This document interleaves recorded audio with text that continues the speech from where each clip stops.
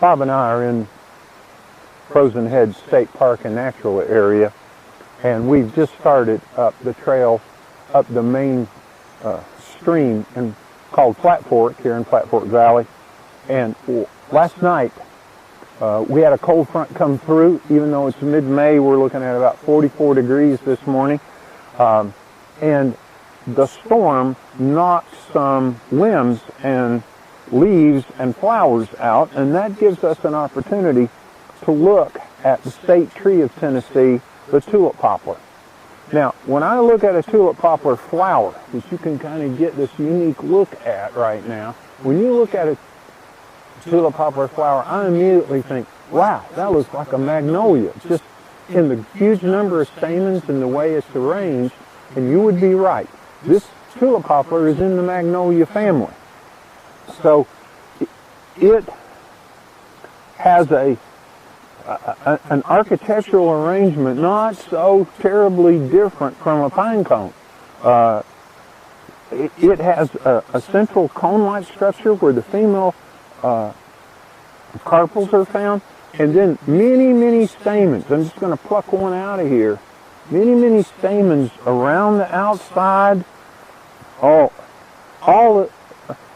Just its nature is typical of early evolutionary characteristics of flowering plants. Now, tulip poplars play a key role in the forest ecosystems. They're pioneer trees. They come in early after land is logged or cleared for farming and then goes back to the forest. A tulip poplar will move in along with a series of other pioneer trees, but only a tulip poplar can stay all the way through different forest changes to the end point of all those forest changes. So it can live 300, 400 years.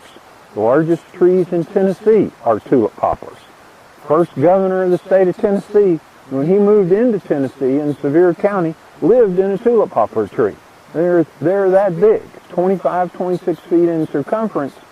We have trees like that today, and reports of ones over 30 feet in circumference. They make a pretty nice living room. This tree, and in the background you can see a couple of young ones. Now, these aren't very old trees.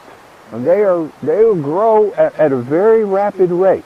Now, after pollination occurs, and this sets fruit, these petals will fall away, but the cone, the central cone, will stay.